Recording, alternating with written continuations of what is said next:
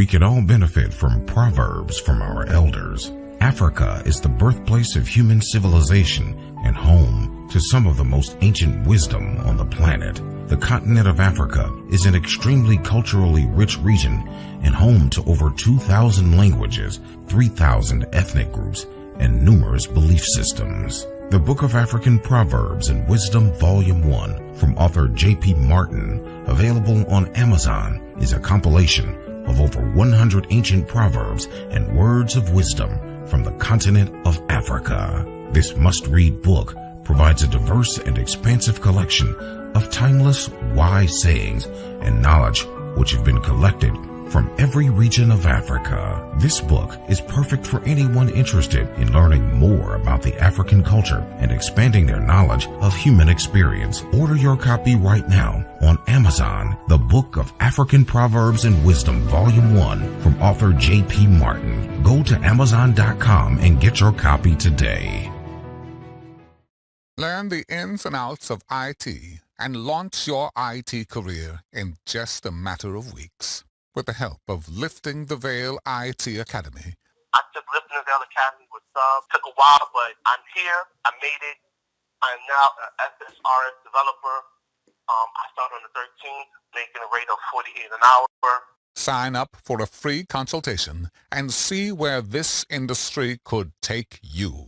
To learn more, go to www.ltvacademy.com. That's www.ltvacademy.com.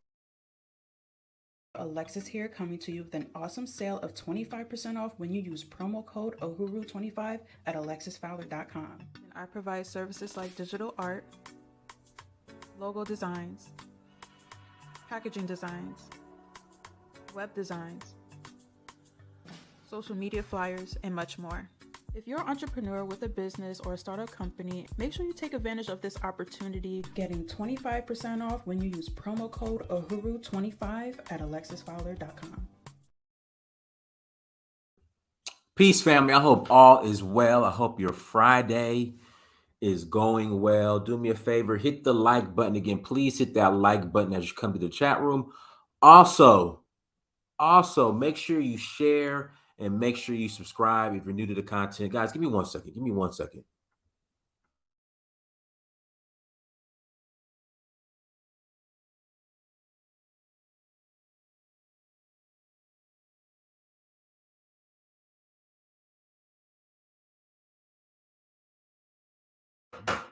Okay, I'm back. Sorry about that. Guys, also make sure you like, share, subscribe. And listen, don't be stingy with those super chats.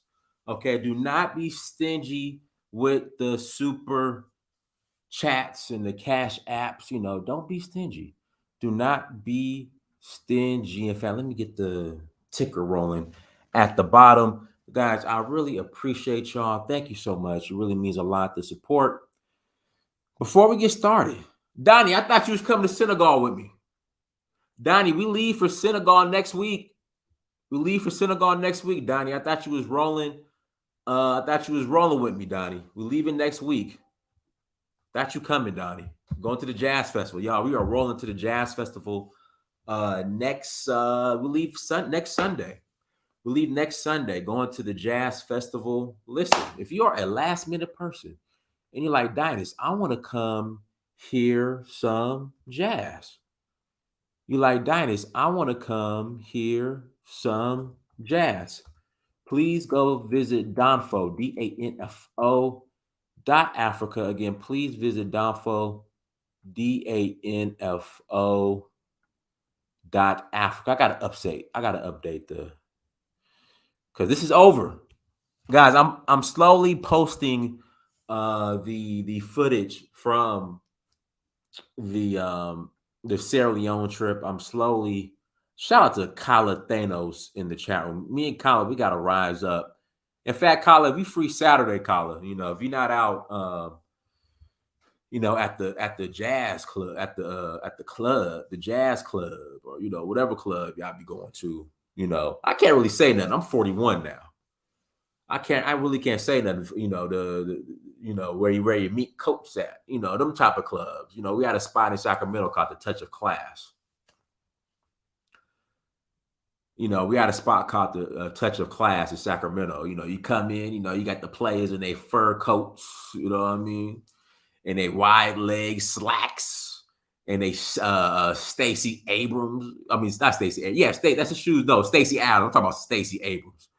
They Stacey Adams shoes with they wide leg slacks. They fur coats, their big ass baggy Steve Harvey suits, if that's where you're gonna be at, Kyle, on Saturday night, I get it. The juke joint. There you go. The juke joint. Kyle be going to the juke joint. So Kyle, if you go into the juke joint on Saturday and you can't rise up with me, instead you're gonna be rising up at the juke joint. Listen, I completely understand, Kyle. I completely understand. Kyle, at the shout out to Delina too. And Delina, she's coming to Nigeria with me in August. I talked to Delina last night and she was on some, I don't know. I'm gonna try. I don't know. Maybe I go to Zanzibar in November. I might go to Zanzibar in November, Dynast. I might go to Zanzibar in November. I said, no, you coming to Nigeria in August for the Oshun Festival. Again, you coming to Nigeria, and shout out to Delina. Delina got her citizenship, you guys, in Sierra Leone. She got her citizenship in Sierra Leone. Shout out to Delina. She got her passport, came to Sierra Leone with me, got her passport, So her and Alexis, they're coming to Nigeria with me in August. They come to Nigeria, in August. Yeah, so Kyle, he going to the juke joint, the juke joint in Virginia Beach,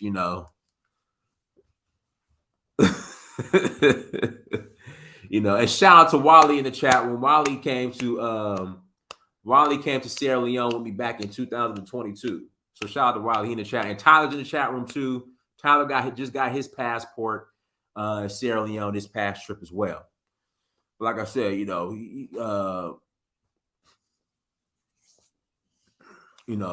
he going to the juke joint. You know what I'm saying? The juke joint. And do the stank leg. Kyle gonna be there doing the stank leg. Hey, listen, Delina, I got your birthday cake. Delina, listen, and guys, everyone, this is on camera. Delina, when you come to Nigeria with me, shout out to Sakir Brown. He's supposed to be coming to Nigeria with me too, but I don't know what happened. He said he wanted to go to Brazil instead, but that's okay. Delina, you come. Listen, Delina, guys, this is on camera. All right, we live. Delina, when you come to Nigeria with me in August, I got your birthday cake. No problem. We'll sing happy birthday for you. We'll sing happy birthday to you. Okay. So again, that's why you did go to Nigeria, but not with me. But I got your birthday cake, Delina. You come to Nigeria, I got your birthday cake. Word is bond. I got your birthday cake. We'll sing happy birthday to you and all that good stuff. So there we go. Word is bond. I got you, Delina. We got you. We got your birthday cake. No problem. No problem at all. All right, so let me get back into today's topic. Oh, so go to donfo.africa. Click travel, Senegal. We're leaving next Sunday, May 21st.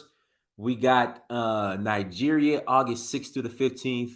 And then we got Zanzibar, November 12th to the 21st. Listen, come roll with us. Go to donfo.africa to learn more. Without further ado, and I wanted to do this show. Listen, let me say this. Another man, okay? Me being a man, all right? I am not going to allow another group of men determine or get in my way in regards to my plans on the continent of Africa. All right, guys, listen. The Chinese, the Lebanese, the Europeans, the Japanese, the Russians, the white man, they're doing business on Africa, they're doing business on the continent, and there's nothing you can do about it. All right, it's done. They're doing business on the continent. Okay, it's what it is. All right, but that should not stop you from your Africa plan. Whatever you have planned for on the continent. All right, with the Japanese and the Chinese and the Lebanese, what they're doing on there should not stop you or get in your way. And the reason why I'm bringing this up, so we had our dinner.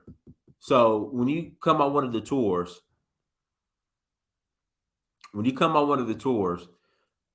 we do a group dinner, right? So in Sierra Leone, I've been doing the group dinner in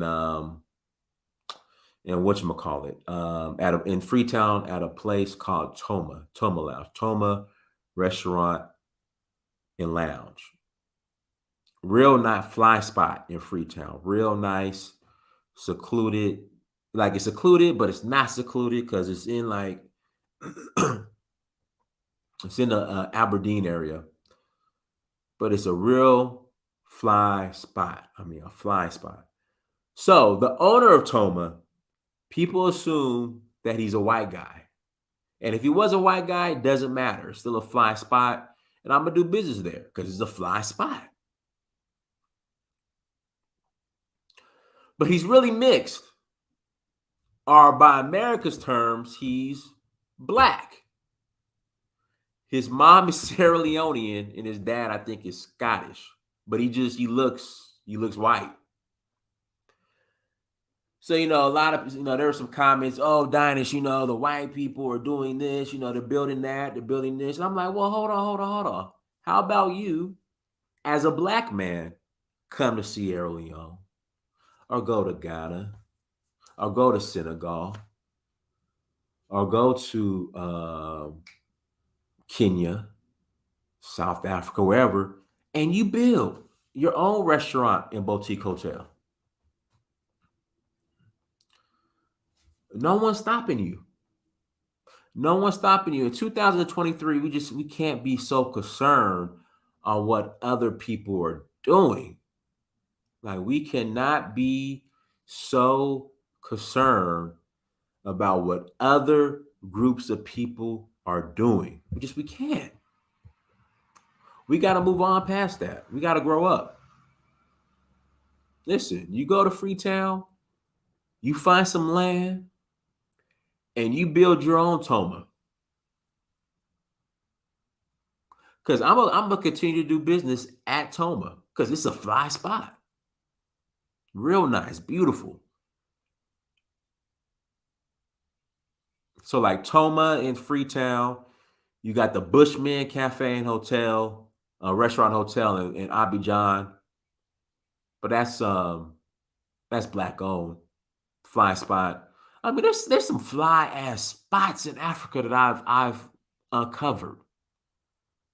Some fly spots. In fact, Toma somewhat puts me in the mindset of the Bushman Cafe, Hotel and Cafe, but the Bushman is on a whole nother level. In fact, when we go to Senegal, we're headed to Senegal next Sunday. And when we go to Senegal, if I might fly to Cote d'Ivoire. I got to make my annual trip to Cote d'Ivoire. If not, I'll go to Cote d'Ivoire. In fact, you know what? I'll probably end up going to Cote d'Ivoire in August from Nigeria. That's what I'll probably do. That'll probably make more sense. So I'll fly into Nigeria, which, Delina and Alexis, they're coming to. So fly into Nigeria. After the tour, I'm going to stay a couple of days in Nigeria. Then I go to Abidjan. Then from Abidjan, I come back to America via Air Senegal. In fact, that's what I do. That's the plan. That's the plan right there. So that's what I do. But like I said, especially for the men, black men, we cannot be so concerned about what other men are building in Africa. If you're that threatened by it, you just need to go and build too. That's today's message. Guys, listen, we're going to take a quick commercial break. I'm going to put the link in the chat room. Again, I'm going to put the link in the chat room. If you want to call in and add to the conversation, you can. And we're going to take a quick commercial break. And guys, do me a favor. Hit the like button. I know y'all ain't hitting that like button. Hit the like button. Please hit the like button. We'll be right back.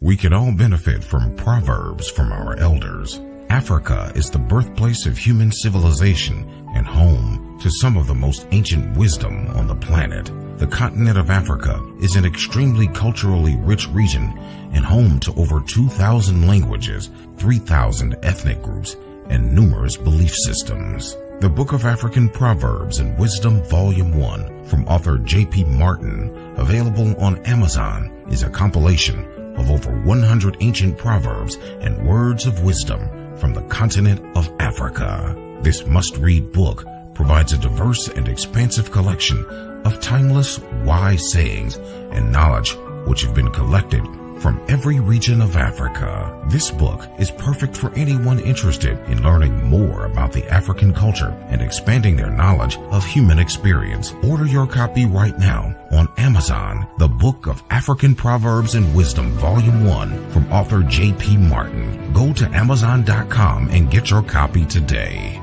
Alexis here, coming to you with an awesome sale of 25% off when you use promo code OHURU25 at alexisfowler.com. And I provide services like digital art, logo designs, packaging designs, web designs, social media flyers, and much more. If you're an entrepreneur with a business or a startup company, make sure you take advantage of this opportunity, getting 25% off when you use promo code OHURU25 at alexisfowler.com.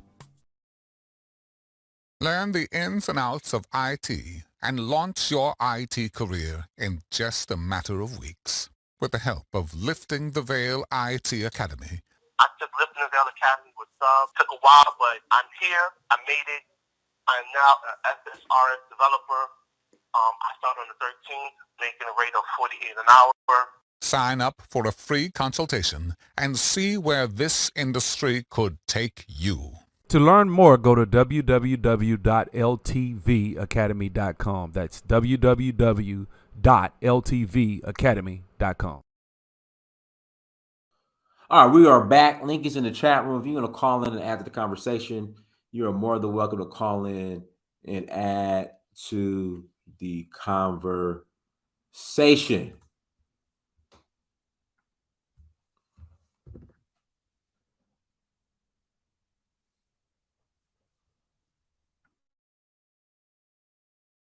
Shout out to Africa Wahala in the chat room. Shout out to, it's been a minute, Africa Wahala. It's been a minute. It has been a minute, brother, since you've been on. So happy to see you.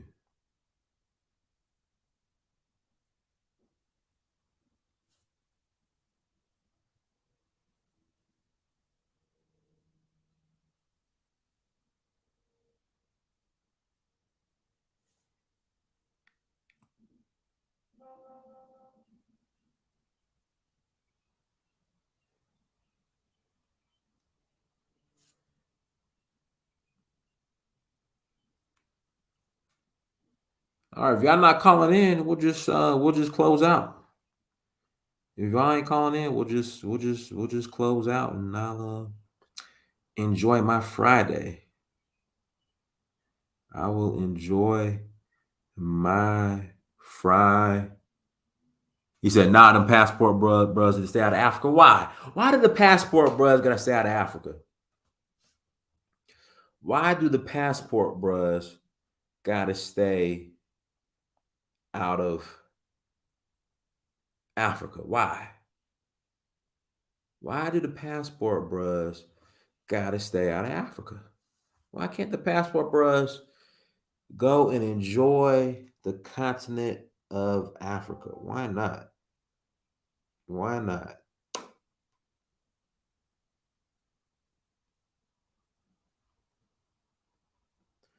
Let the passport bros have fun in Africa. Go ahead, Al. Yes, Dan. It's a long time, bro. If you Yes, blessed? sir. How are you? Yeah, I'm good, man. I'm good. Can you turn that? Yeah, it's mad though. Long time, man. How is everything though, family? What'd you say? I say it's long time. How is everything? How is everything? When You were having who? no, I said how is everything? It's been a Oh, long time. everything's fine. Everything's Yeah. fine. When you Everything's fine. when you going? Yeah. Here we go. Somebody put this in chat. Hey, passport granny still coming to Africa. Yeah, leave the passport bros. Let the passport bros Yeah. come to Yeah. Africa. When The is the last time passport you been granny home? do be coming to Africa. When is the last time you been in Sierra Leone? I was just there. I got back last week. Oh, wicked, man. Wicked. Yeah, that's good, man. So I guess the weather is all right at the moment, right? Say that again. The weather. I guess the weather is all right at the moment. Yeah. I think they had a big storm earlier this week, maybe. See. Yeah, that's crazy. It's that time, innit? It's gonna be raining season soon. Yeah. Rainy season is coming up. Yes. Yeah, so it's probably the best time to leave, isn't it? Right. Rainy You season go back. starts in Yeah. June. Yeah, I mean, we're talking about Africa, we got at the moment, we got bare conflict in Sudan. So that's at the moment that's my biggest worry. That's gonna spill over to the entire West, from east to the West. So, when we're looking at this Chinese and the Russians and the West, I just see them as proxy, man. But the reality is, as we always, mention that the Chinese are better enemies than the rest of them, though. If you go back to the history, but I don't think we should have Russian in there. I think we should just work with Chinese, and as an African Union basis instead of country per country. But unfortunately, that's too late. But it'd be nice for brothers to call in, man, because this show is one of the best Pan African, channel out there, and we definitely missed this show, especially during the conflict in Sudan. That would have been a great topic. Well, I mean, go ahead. What's going on in Sudan? I mean, I've kind of been keeping up with it. Well, not really. Let me stop. But what's going on in Sudan? What I've gathered, is the January, the January, for example, I never knew it mean the devil on the horse, right? So obviously, it's two black race pretending to be Arabs, obviously fighting one another. But do you know? I only recently when I went to the barbershop, I realized, our people like the Fullers actually, in the middle of it, really, because the guy that was there before, he wanted to ban Fuller people from participating in the election because he said they only came there, years on after, during the colonial, because when the British went to Sudan, it was part of the Sokoto Caliphate, the Danfodio people that went all the way to Sudan after they crushed the British in West Africa. They went to Sudan and crushed the British general called Chinese Gordon. No, that was the Mati. Yeah, that's what I'm talking about. That's our people there, These are Fuller people. These are the ones that went there and married with the so-called Arab. But even the Arabs are not really Arabs; they're black people. Right. This Mahdi movement is one of the biggest movement that goes all the way back to Senegal. I don't know if you know about that. Oh no, I didn't know that. But that photo, he was in Nigeria. He went during those days. The British were in Sudan already.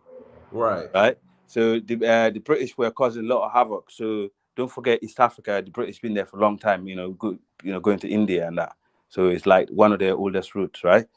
But he then basically right now as we're speaking, both of the guys, they're Fuller and so-called Arab tribes. But it's part of the problem because I spoke to a Sudani guy that's actually belonged to the people, so he knows, the ins and outs. Because it's nice to get the source right from them. But he's the one that told me this. I never realized that. But so now this, because a lot of the Fuller have been there so long, because you got three different layers of Fuller. They got the Falata and they got the Fuller that came, after the Danfodio time, when the British was there, and those that came in later on, like the Hausa and the Fuller, they're still migrating because they're herders from Nigeria all the way to Chad, and then you got from Chad, then you got Sudan, right? So that's how it works out. So these guys, they go down south to the Blue Nile, but the old Fullers and the Falata, they're in the north, in the north, and where they like Khartoum and Darfur, that part of Sudan. But definitely, it's got something to do with it.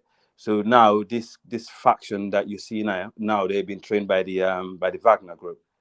They was in Yemen. The Saudi hired them to go and fight in Yemen. They're a very powerful force. So now they actually on that division, they're saying these guys are not proper Sudanese. They can't get in the army. So the guys are saying, hang on a minute, we're part of you. You're already part of us, so you can't do nothing about it. So you're just gonna have to let us in. So I don't think the Sudan government is gonna win. They're gonna take over the country, man, and that's gonna spill over. But you should know that, Dynast, that the Hausa and the Fulani, they're still in Sudan. They migrate in there as we're speaking, and I think one of the highest northern Nigerian outside Nigeria, they're based in Sudan, a lot of the population. So the Fulani brought the house out with them from over the years. So they yeah, I didn't know that. I know Muhammad Ahmad al-Mahdi, who they call the Mahdi. He's the one that led the Mahdi rebellion against the British. And yes, that's exactly what we're talking about. These are because when during Danfodio, they went all the way to that part of the world, man. The British came through, then they defeated the British, and that was China Gordon. It's right in the middle of it, 100%. You can do the research. The Mahdi movement is spread all the way to because his grandson just passed away, Sadiq al-Mahdi. Thank you. What's his name? Sadiq al-Mahdi. Okay, there you go. It's a movement that's stretched all the way to West Africa. Mm-hmm. But let me pass the mic to Ola. Go ahead, Ola. Ola, you got unmute. Go ahead. Yeah, I got you, man. Long time no see. Yeah, what's happening? Long time, bro. I'm in your space, man. Yeah, that's good, man. Nice to hear you. Nice to hear you out, bro. Okay. According to the topic is why should black people be complaining about other foreigners being in Africa for business? That's right. The truth of the matter is, before black Americans even start thinking about Africa, there are other people coming there already. Business is business. You understand? You can't, when somebody want to do business, you can't tell people not to come and do business. One, these countries have their own agenda, you know what I mean? Yeah. Sierra Leone have its own agenda, Nigeria have its own agenda.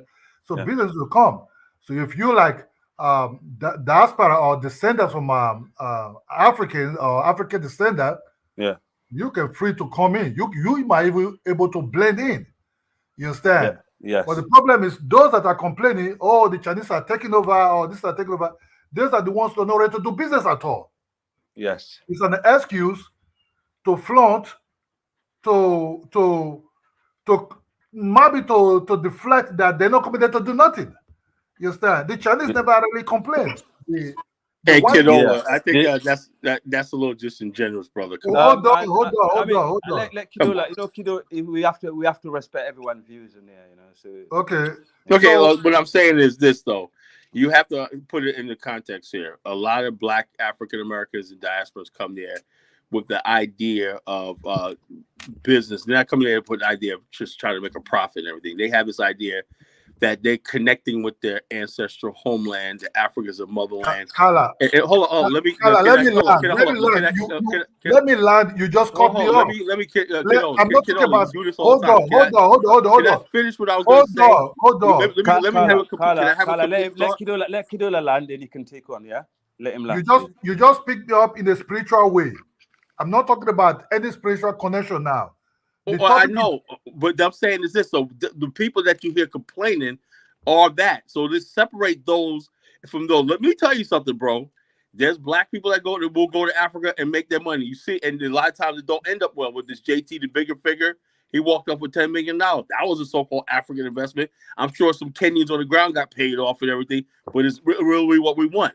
There's Black people that have this idea that we want to build Africa, build industries, build Black African infrastructure up and everything. And they're not concerned about a quick. Let me land, man. Let me land. You just cut me off. Let's stop that. The Chinese are not trying to build in Africa long term. They don't give a damn about what happens to Africa. We do. Let me land. Yeah. Look, a businessman only think about his own interest. There's not like a businessman who want to lose money just because you want to be friendly or you want to connect spiritually. It never really happened. Even the Africans in the continent always think about their own interest. But do you believe business have a social responsibility? You talk about countries that have government. Oh no, I'm saying hold on. Do you believe as a Black man, as an African, right, that business should be required. This is a problem what we have in the continent, right? People basically say, "Oh, just come make your money," and the people have no responsibility, social responsibility to build a continent, and that's what a lot of us see. I seen a video the other day, right, where in the Congo, right, this was from a couple of years, like 4 years ago, where you got 4-year-old kids picking up cobalt and everything like that. Their hands are getting freaking infected with the stuff, selling them to the Indians, who turn around, sell them to the Chinese.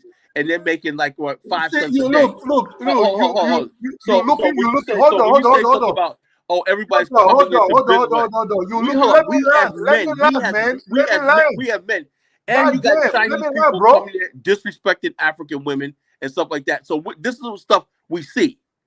So we say just come in and make your money and everything like that. No, it don't work like that. We're talking about Africa. Look, let me say, my mother continent is not a whore. Hold on. And I'm sick and tired of you guys treating Africa like a whore. Everybody come in and get their thing on. And we're trying to say, look, we're trying to... Kala, do you have investment in Africa? Yes, I got investments in Africa. What kind of investment are you having? Don't worry about what kind of investment. Yeah, I got investments in Africa. Not much, but I got investments in Africa. But the bottom line is, when I do it, it's not about exploitation. It's about building something, making a profit, everything like that, but actually creating something. And I'm partnered with a lot of people in Africa that got major investments in Africa. But me, because of my position and what I do, and when I don't like a conflict of interest, so I stay out of it. Let's do this. Let me pass it. You got other people on the panel. African Wahala, go ahead, African Wahala.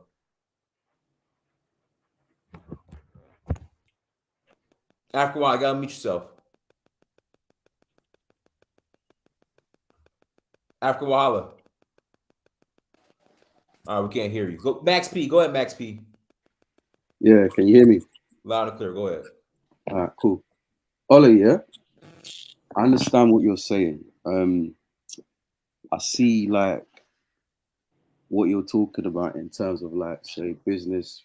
When they're doing business, people are doing business in Africa. Essentially, the key is to make profit, and their main concern is profit, as opposed to the social responsibilities, etc., etc., etc. So I get what you're saying, what you're trying to say. What Kala Genesis is saying, I also get where he's coming from as well. So you both like have a point.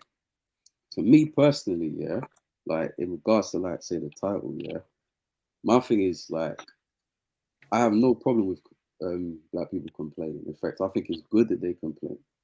The problem is when you're complaining and you're not doing anything about it. Like, I've had a lot of people like that around myself, and I had to distance myself from them. Not because of what they were saying, it was the fact of like, it does get to a point for all of us where it's like, okay, well, if you've got an issue with something, what are you doing about it? And a lot of times, not everyone, but a lot of times, certain people aren't. But at the same time, for us, you know what it is? This is what I noticed. What it is it seems like everybody expects everybody to behave the same way within a certain situation. So for instance, if you're doing business in America, you're doing business in the West, you have to behave the same way as if you're doing business in China or wherever else. But the difference is that, and I don't know why, but it just seems to be that like when other communities do business, their key goal is themselves. No matter where they go to do business, they'll go to another community and do business there, yes. And the idea will be to make profit. So for instance, they'll go to Africa and do business.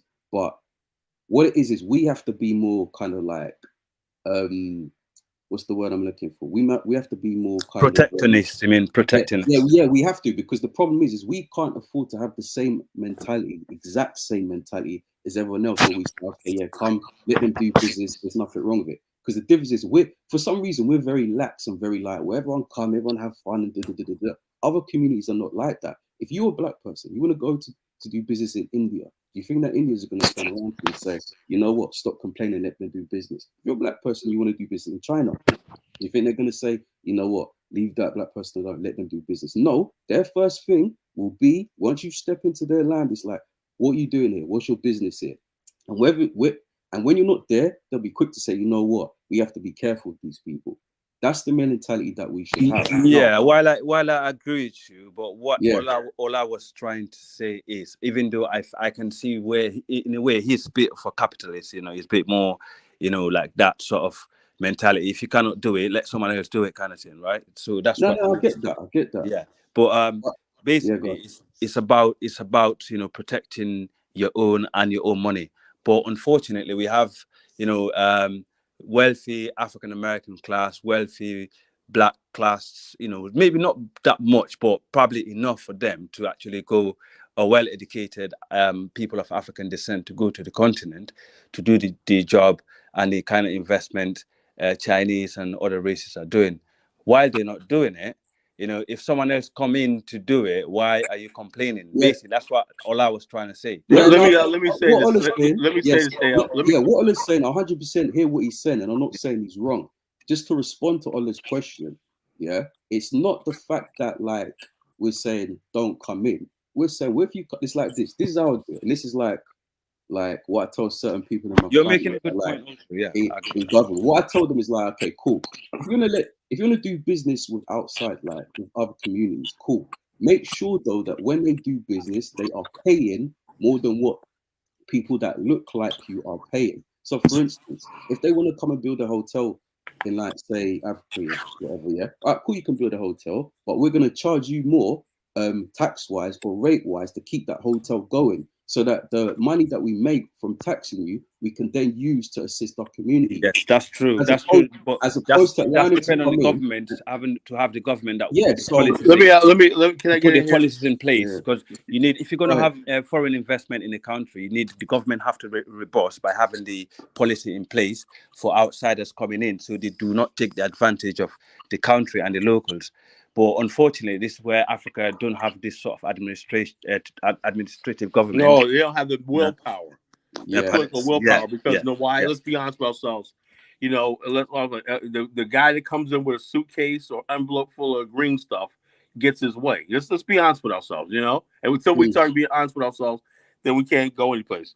There's this video that I've been circulating around, the top 20 African American corporations in America, right? And you watch this video, you're going to be blown away. In every aspect of nation building and infrastructure industry, you got African American owned companies, right? Everything from wire transmission lines, building electrical transmission lines, for steel manufacturing companies, some everything. And a lot of us don't know about these companies and everything like that. These are nation built. Richard Timothy Hightower, I've known about him for years, decades and whatnot. He's an oil magnate. You know, he operates throughout the world in oil distribution. You know, and petroleum. He should have been partnered with Dangote. You know, and petroleum refining logistics in the United States out of Akron, Ohio. What I'm trying to say is this, though. A lot of these people have probably been approached by African countries, Africa and whatever, Western Africa. Every black man in America that's a billionaire, that's like that, one about Africa. But the thing is, though, we have this thing in Black America, right?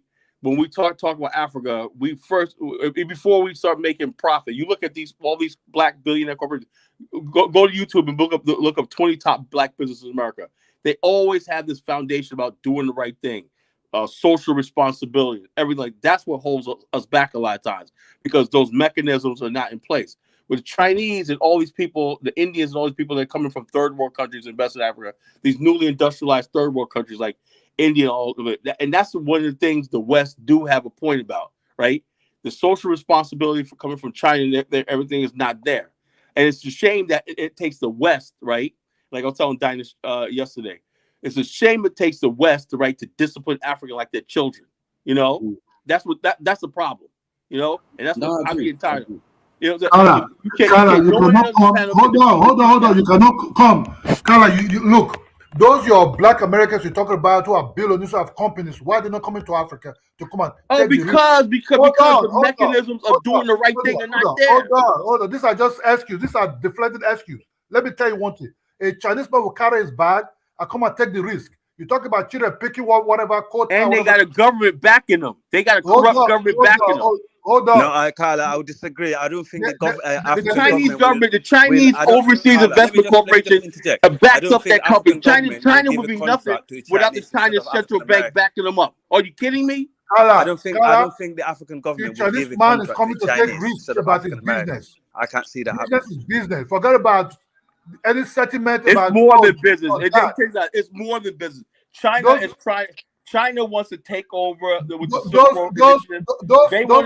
an idea of being a world power because it's their time to rule. It's their time to rule. It's their time to be a power. They want to be with Japan. Those black companies you talked about will never come to Africa just a stepping stone investment because they're very scared about Africa. If you can't see that, man, you should be trying to say, when is Nigeria going to be a world power? You know, why are you worried about the Chinese? Stop looking at fault. Stop looking at fault of countries or stop looking at fault of what is going on. Think about the positivity side. Will you come to do business in Africa? Then you want to sell certain class? I'm asking you. Do you think the Europeans also have best interest of Africa? No, they were there when all this oil was being drained. Do you think they care about Africa? They have to let you know. No, I'm not saying they do. I'm not saying they do. But why do they got the moral high ground? Every time you look and they say, "Well, Africans are doing this," and I'm the one that say, Europeans have no right to talk about Africa after what they did, and that argument's getting tired because people like Dr. Arakan is playing on that. She's getting herself popular in Black America by saying what Black. I think I will give you you know for yourself, kiddo. I will give you a lot of Africans. They play both sides of the fence and whatnot. I will give you a Wakanda country to go and run. Then have this kind of talks. Let's see what will you achieve in that Wakanda land. You understand me? Because you talk about countries that have government, they have structures, they have salary to pay, they have everything, they need everything financially to run a country, a government. A government is not being run by raising a fist hand and say we are brothers. It don't work like that. You understand? So when these Chinese are coming with their portfolio, they also have their own interests. Africans also have their own interests. It's a bargain and bargain. Whatever happened in other countries, you said children are picking this, children are picking that. That country have what called health hazard people who are working locally on the ground. If they're not doing their job properly, the structure of the government of that department have to deal with those people. But not about coming to sell okay, let me talk. Okay, go on. Okay, not about let me jump in whenever. Yeah, Theo, you're next, Theo. Go ahead, Ola. Go ahead. You got 15 seconds. Not about raising a fist up and said Black power that will put food and salary and financial means to run the government in this country. So it's all about business. Business is all about interest. Government interest, investors' interest. That way it's been wrong. All right, go ahead, Theo. All right. So I know everyone may not agree with me, but please let me finish talking before you jump in. First off, I want to say that as African Americans, our interests do not have to be a zero-sum game, right? We don't have to look at it as other people's success nullifies our success, right? We can, as they say, it can be a win-win thing, right? But a couple of points. First, there are like Chinese people all over the world. There are Nigerians all over the world, Europe, America, Asia, Philippines. There are people travel all over the world. People form communities where they are minorities. They do business. Sometimes they're successful in some places. Sometimes they're not. Chinese aren't successful everywhere they go. They're successful somewhere. Nigerians aren't successful everywhere they go. They're successful in some. That's just what it is. People are going to come to the African continent just like folks from the African continent go to other places, right? Because there's opportunity, right? So there's that. But when it comes to people coming to Africa to invest, to partnership, to build, as opposed to African Americans, you have to be real about the situation, right? Because in actuality, you can't, even there are Black billionaires, but you cannot name a Black billionaire who's a billionaire off of something they actually produce outside of entertainment. And when I say produce, I mean infrastructure wise. Wait, let me finish. Let me finish though. Please, let me finish. And then you can rebuttal. But so you got people who partnership, they brand, they make a lot of money because they may find a product that they brand and they sell it, i.e. alcohol, right? Or someone's in the entertainment industry, or they're in the finance industry, investments and stuff like that, and they make a lot of money. But there's a difference between making a lot of money and actually building infrastructure, right? So if I'm in Africa, if I'm running Africa, if I'm making decisions for any country and I'm trying to build infrastructure, I'm looking for proof of concept, right? And African Americans don't have that when it comes to railroads, when it comes to dams, when it comes to buildings, when it comes to building whole cities. Electrical have grid. you ever heard of McKinsey Group? Listen, let me finish, right? You don't. So I'm gonna give you a bunch right. Of The fact that you have to ask me, build all have those I? things you never heard of. Listen. Just let me finish. Theo, no, I haven't. Okay, to answer your question. I'm not let me finish. Black Enterprise Magazine. I'm ignorant about the Black America infrastructure, stuff like that. So you don't know. Okay, got you. Okay, just say I don't know. All I know is what I see on YouTube. Point taken. Right. So why don't you go on to change the conversation and go in a different direction? Some of the narratives, Black people entertain. Because I'm gonna send Danny some video to play. Okay. It's gonna educate you. I'll challenge you this, Kala, please. You can, after I'm done, you can tell me like of a project, whether it be railway, whether it be a building. Are you going to get on here and publicly apologize to Black America after I do this? I don't owe an apology to Black America, man. This isn't an indictment against Black America. You said Black America don't have infrastructure. Listen. Your feelings, your emotions are valid, my brother. Akron, Ohio, but I'm not trying to make an emotional appeal. Listen, it's not emotional appeal. I'm not trying to invalidate your emotions. That you don't know about. Sentiments. I understand your sentiments towards Africa. I understand your sentiments as far as African Americans are concerned. I'm just trying to point out some things of reality because I don't feel like it serves a purpose, right? To jump on this bandwagon of the Chinese are just these evil people trying to take over the world just because they're in Africa doing business. I never said that. The Chinese, they're doing what they're supposed to do, which is making China great. It's not just making China great. I mean, look at the dam in Ethiopia. You don't think the Ethiopians are going to benefit from that? Yeah, of course. Look at the infrastructure look at the infrastructure in Tanzania. You don't think the Tanzanians are going to benefit from that? The Chinese have been in Africa for decades. They helped build the Tanzanian railway back in the days. You know. I know the Chinese are doing what they got to do and whatnot, because they have this idea that, you got to lift people out of poverty. So what is the problem? What is the net? The ultimate responsibility is not on China, right? It's on Africa. So people partners, Chinese aren't just in Africa. They're partnership. Listen, it's either you're going to partner with people who are actually building things and who let me can ask you a question. Let me ask you a question. Or you're going to get left behind, plain and simple, because they're not just in Africa, bro. Isn't China partnering with all the countries in South America too? Central South America? Okay. Are they doing that? Wouldn't that make sense, right? Chinese and Mexico and everything like that.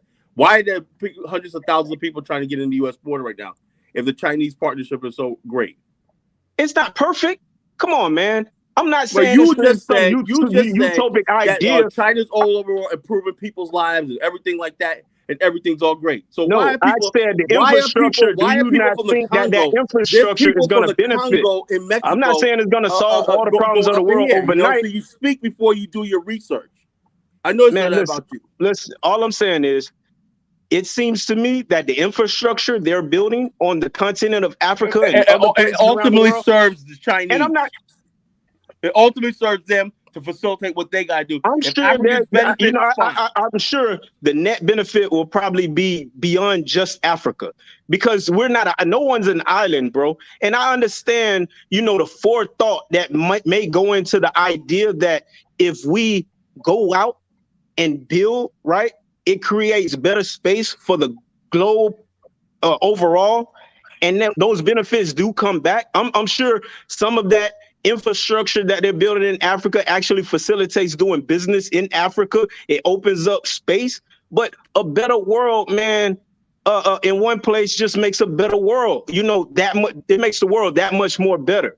Infrastructure built anywhere makes that much more infrastructure in the world. It makes people move around that much more better. It makes people live that much more better. And so if you can take pressure off anywhere in the world, you're taking pressure off yourself, right? So I can see someone looking at the world and saying that, man, you look at Europe. Europe is flooded with people going to Europe because they see it as a land of milk and honey, and they're overrun. Their system gets overrun and burdened to a degree, right? So I can see a country like China looking at, hey, we're becoming very successful. We have it's been shown, right, that when you become successful, if other people in the world are suffering, they're probably going to come to you. So why not expand the benefits of the things that you've learned in infrastructure? I'm not saying it's all benevolent, but I can see that being part of the philosophy and reasoning. But I can see it being straight business too, right? I don't know, but the idea that it's all just this evil conspiracy to take over the world, the debt trap, all that, like, it doesn't make sense because everybody borrows. The United States borrows money. The United States, how much? I mean, 23 trillion in debt. But the Some United of it States, to China. the world's economy Come on, is man. based on Most the world's of economy. Africa's debt is to the IMF and the World Bank. So it doesn't make sense, bro. It doesn't make sense. And if you look at the reality, the only thing America has to do is never default. America has never defaulted, right? And the bottom line is this. Regardless, the debt is there though. They see they see a benefit in actually borrowing money to actually pay for programs. It's not the same thing. America's in debt, and when that other countries cannot pay but back nobody's sitting back, right? Nobody's sitting back, deferring, building infrastructure, saving up the money to do it. People are borrowing so they can build now, and that will facilitate them making the money to pay it back later. Your grandmother probably bought a house, right? Where when she was paying the mortgage, she probably had a heart. It was barely making the mortgage. It was actually my grandfather, you know. Your grandfather, right? I come from a patriarchy. When you look at inflation, right? If you took over that mortgage, you would have no problem paying it. Africa's going to be the same way, just like everywhere in the world. Yeah, the debt they incur today may look hefty today, but when you build out the infrastructure, you build up the capabilities, then you add on inflation in the future, that it's not going to be nothing. I mean, it may be something to pay back, but I think you got to look at the big picture when it comes to this stuff, man. You can't defer having capabilities today to make a living and to live better so you can save up the money 50 years from now to do it. No, you build the capabilities now, even if you have to borrow, because if you can look at your benefits outpacing whatever the interest rate is, it works to your benefit. I don't care how much debt it is. There's over 1 billion people in Africa. If you look at the debt that Africa is taking on from China per person, it's sense. It's sense, bro. You know, I mean, it just, to me, and I hate that I'm coming off like it wasn't supposed to be like that, right? I was supposed to finish talking and then, you can rebuttal. But my point is that we can't act as if other people being in Africa, we can't have that insecurity to that degree. I'm not because saying what happens is, I'm not saying. All I'm saying what happens is it becomes almost like a sort of a nationalistic, racist type of mentality if you let that insecurity set in too deep, right? Because if you're not insecure, you won't necessarily see the Chinese as such a threat that they have to go. When you feel like somebody has to leave the space that you're in, it's probably because you're insecure about them being in that space. You look, dude, I'm not insecure about the Chinese and whatnot, because ultimately, right, Africa, the black is a black continent. Unless China was building military bases like the West is doing, unless China was basically trying to build cities and whatnot, when they start building cities, taking over ports and stuff like that, then I'll be concerned. But other than that, but where's the proof? Where's the evidence that anything China has done, right? The infrastructure, their loans, has actually caused harm. Well, look, with Zambia right now, Zambia, they took over the airport, right? The Chinese took and over what the has airport. happened? What has happened to the people who the use bottom that line, airport? they took over the airport, and not only that, in China what's the negative effect towards the people who use the airport? I was going to talk. You talked for like 15 minutes right now, and you said, let somebody respond. I mean, what's your interruption? Now you interrupted me. Okay. Oh my God. Now you interrupted me. Okay. A lot of stuff that China's doing is paused because. Go ahead. Hello? Is he gone? I think we lost him. Let me pass Yeah, SBU Sansa. Go ahead. Yes, no thanks, Dinus. I was just was listening to these fellows who were speaking about China. I can tell you from my experience here in South Africa that China is an inspiration to the entire continent. It's the only country in the world that has lifted the entire population of China, which was languishing in poverty, and to an extent that they are living above um, the living wage in China. So the sentiment that China has a negative attitude in Africa is unjustified. So that's just my point for now. All right, sorry, can I respond to that? So I'll go come in there. Sorry to cut anyone off. What it is, yeah, what Khaled's saying, I hear where he's coming from. He does have a point. Theo, I also hear what you're saying. The thing is, yeah, is people are forgetting, obviously, China's huge. China's got a population of 1 billion plus, and they're trying to secure resources for the population they've got and the potential growth in the future, yeah? And as we know, with the amount of other resources there are in Africa, everybody's trying to grab a piece of that. That's the reason why China's there. So obviously we know that, like, China being there to a certain extent, if they're helping to build the infrastructure, that makes sense. But at the same time, these deals that they're doing come with terms and conditions. There's a lot of illegal mining going on by the Chinese. Theo, you mentioned the infrastructure that they're building in certain countries. They built stadiums, yeah, with which have basically not held because of the materials that they're using in certain places. And so in certain situations, when they're doing these building, you got a bridge that collapsed by Chinese company. Let me say this, brother. While I got one, there's a bridge that collapsed in Kenya, right? Because anybody come over there and okay, that what happened was the Chinese come over there knowing that Africans don't understand how to vet people, right? So you have you got a low opinion of Africans, bro. I think that's part of the problem. No, it's not a low opinion. I'm just going by what I see. I can tell by the way you talk. You seem because I've been dealing with them view Africans as some unintelligent, need to be managed, need to be the disciplined Africans that people. don't get taken are the smart ones, and the ones that don't, you know. And so don't get on here with this idea that you have a listen to you, bro. I can just tell it. It's in your conversation. Oh, let me ask you a question, right? Dr. Arkan is going around talking about the Europe is hold on, Carla, 1 minute, Carla. Max P, were you done? Max P? No, I was just go ahead, finish. Yeah, I was just going to add to that by saying that in a lot of situations, the Chinese are not even sending their best. Yeah, their best. They're sending people from their prisons to come and do the work. In a lot of instances, they're sending their prisoners to come and do the work. In a lot of instances, and out of that, you're getting the issues where they're doing the illegal mining, leaving certain environments in Africa in a state. Yeah, and it's leaving children unwed, babies man, all over gangsters everywhere, bro, from everywhere. Yes, no, let me finish. Some of them are even arming themselves to the point where you can't even go as a local to that location, to that area, because there's the fear of being shot.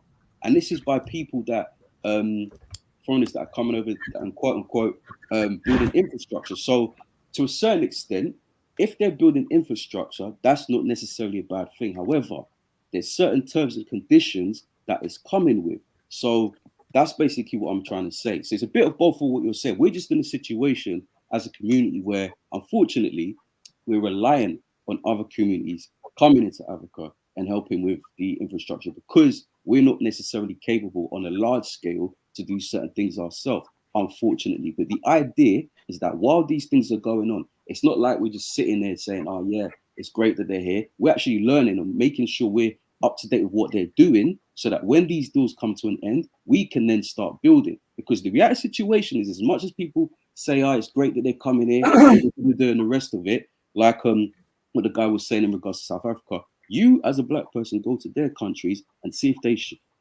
assign you the same compassion when you try and do business in these countries. That's what I'm saying. And you'll see that there's a difference. We're in this situation because we don't have an opportunity. So when the West says something, we are forced to have to deal with China because we know how the West deals with it. It's not that the West is what do you call it, wrong in what they're saying.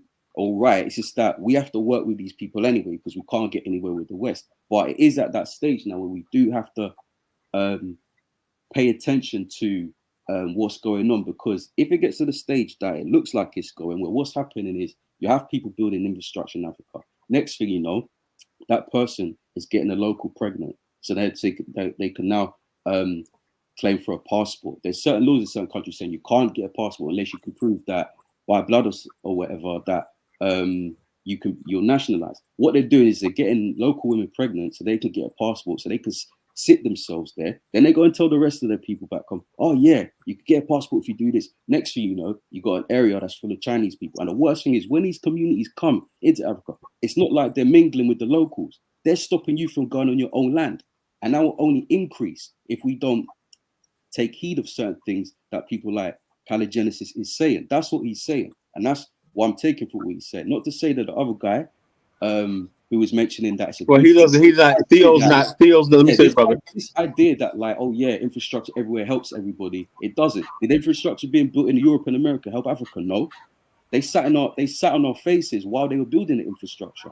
So we have to be aware of this. The reality situation is everyone's in it for their own interest. Cool, we have to do this. I'll do deals with my enemy if it benefits me, but not that I sit there, I do a deal with him and then pat him on the back and say, oh yeah, he's great for doing a deal with me. No, because I know at the back of my mind that he's doing it for his own reasons. So I have to be prepared for that. And that's what people are trying to say. My brother, if you live in Africa, have you ever stayed in Africa? Do you stay in Africa? The Chinese. To respond to that. Just to respond. Yeah, I'll respond to that. Well, hold on. I'm gonna respond. You asked me a question, so I'm gonna respond. My uncle, was the ex-vice president of Ghana. Yeah, I spent a lot of my time, about 9 months of the year in Ghana. I'm not in Ghana at the moment. I'm in London. Good. Let me tell you one thing. Yeah. The Chinese came to Africa. The Europeans were there when Africans were struggling for light and other things. The Chinese came with their technology, what's called solar light. Solar light, now Nigerians are able to produce even their own solar light. Okay. You know what I'm saying? So when the Chinese came with this technology, most people have, even with the solar light, can carry up their TV or fridge. At least they have lights they can on as a security light in their living rooms and light in their bedrooms. Right. Hold on. Yeah. Technology is being passed to people. The Europeans, when they came, all this technology, some of this technology was being hidden. You understand me? So hold on. Ethiopia is one country that benefits for China exchange of technology. Kenyans, look, I cannot give you technology that you don't know how to use it. Then maybe your country is full of bribe and everything. No one's saying that. China is not the one running the country. There's a country, there's a government. Bro. It didn't come for free. We should not demonize the Chinese. Technology, yeah, but they had to pay for it. So the people. Hold on. We should not demonize the Chinese because the Chinese are also coming to do business. Yeah, the but Chinese the Chinese are even the most transparent people that ever come to Africa to do business. I'm not saying don't do business. What I'm saying is be mindful. Deep hidden secret also. So what I'm trying to tell you, a bridge will collapse. There's a lot of bridge collapsing in America. Yeah, but that's no. But that's the thing. So it's not about what you're doing. What you're doing is you're only mentioning the good things that the Chinese are doing, but you're not mentioning what comes with these things. Bridges are collapsing because the materials that they use in a lot of situations. If you go to Europe, if you go to Europe, are you not marrying? If you go to Europe, are you not marrying those European women? With my own eyes, bro. So that's what. My brother, look, nobody look. You cannot. Africans are not yet there, just like where the Chinese are now. But Africa will want to get there. I'm telling you, that's what I'm saying. The Chinese are passing technology. Most of your cars in Ghana, the so-called Kataka Kabi Azebo in Ghana, who's doing it there? The Chinese are also working there. Do you want a link for the name of the guy that's doing it? In Nigeria, Innocent Moto, who is helping the guy in Norway, the Chinese are passing technology. Do you think the Europeans will come and pass new technology? Hell no. So we should not just demonize the Chinese. Oh, the Chinese are bad. The Chinese are even America. The Chinese, the big business in America, that was also be controlled by the Chinese. You understand me? So I got a question. I got a quick question. Of all the infrastructure that has been built by China on the continent. Let's just talk about the continent of Africa. On the continent of Africa, what percentage has failed due to a lack of engineering integrity? Of all the projects that have been done from Nigeria to Ethiopia to Tanzania to South Africa, Zambia, over the continent, what percentage? I mean, I hear the bridge, but what percent? I mean, because I don't think nobody's, 10 for 10 in anything over a long period of time, and especially over large amount of projects. But I'm just wondering, like, what's the numbers versus these anecdotal points that just support, your negative view. No, it's not of the situation. It's not hey, brother. Hey, briefly. There's no answer to that question because we don't have institutions doing that research, right? And that's an opportunity to come to the conclusion. That's an opportunity for a Pan-African institution to do research on things right, like so you that. Can't even conclude, infrastructural projects, right? Infrastructural development. These are opportunities. We should be looking at it just like that. Right? You said what? You have to suspend your conclusion on whether or not the net benefit, if there's a net benefit from China's infrastructure projects, right? On the continent or not. What you're saying is true. You're supposed to. You can have your hypothesis, but you suspend your conclusion. Yeah, I mean, because you have to test your hypothesis. Okay, that's you have to measure. That's fair. That's fair. So I'm putting that question to you all right now. Let's also remember that. So to sit here and say like China's doing this great work in Africa, as I said before, they're being paid for it. So this whole thing of like patting them on the back, why? They're being paid for it. So it's not like they're not getting anything out of it. So right, yeah, they're building infrastructure, but it's not free. So it's not like they've actually what's free, done bro? something for us. What's free? What's free? Exactly. If you want a house, you're gonna go to a bank, get a mortgage, and you're gonna make sure the people who build the house get paid. Exactly. And they ain't gonna be your friends. You're not hiring your friends to build your house. Let's do this. We got African Wahala's been waiting. Let's pass the African Wahala. Go ahead, African Wahala. You've been waiting. Go ahead, African Wahala. Hey, thank you, bro. To be honest, I just came in to say what's up to my brother Dynast Amir. It's been a long time. How was the trip to Sierra Leone? Oh, it was great.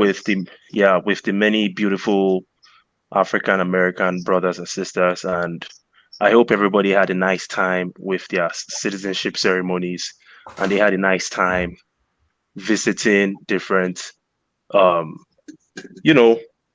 great sites in Sierra Leone. So yeah, that's what I'm here for. As far as the Chinese conversation, I'm just gonna say that it's a 50-50, right? We've seen many cases of Chinese maltreating Africans in Africa, but at the same time, even though we are supposed to hold them responsible, how come our governments are useless? How can that happen under your watch, where a Chinaman comes through, beats up your citizens, pays them chicken change, and then you do nothing about it? But also at the same time, like a South African guy said earlier, they have a lot of positive impacts in many countries. So it's 50-50, man. And that's my summary. My brother, if you allow the Chinese man to beat you, if you allow the Chinese man to beat you in your own country, that's your own fault. A foreigner cannot beat you in your own country, then you say, oh, thank you, sir. It does not go like that. If a Chinese man beats you in your own country, that's your own personal fault. You understand me? A Chinese man cannot come up to my backyard and start beating me because I will deal with the president. I will deal with you myself because you are a foreigner. I'll know how to deal with you. If you have your leg to leave that particular area, you will thank your God. What I'm just trying to say is this. Other Africans also have construction companies. It's not only the Chinese that are building these things. In places like Nigeria, there are construction companies also building there heavily. You understand? So if countries does not have their own construction companies that are doing this, then the Chinese are only doing it. That is their own problem. But the Chinese really did a lot in Africa. Even the washing machines that Africans are using today, the simple washing machine, that most of them don't wash with hand anymore. Very, very simple. A bit done by the Chinese. You understand? So you cannot run. Look, the Chinese are doing their best. Africans have to learn from the technology being passed to them, and get used to copy it. But if you cannot copy it, that's your own thing. How did the Chinese started also? The Chinese, the West went over there to start investing. The Chinese get the technology. That's just where things run. You cannot come and fist your hand up under a black power movement.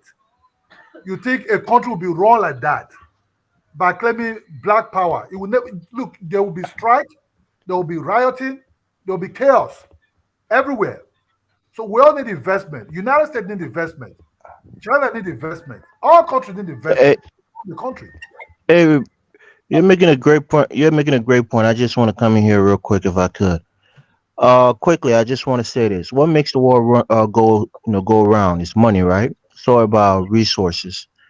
And I hear a lot of people talking about, foreigners coming into Africa and developing or doing business there. Before I even get to my main point, I would just say this. When we as Africans or black people go to other countries and we're not given opportunities or we're not allowed to work, what do we say? It's racism.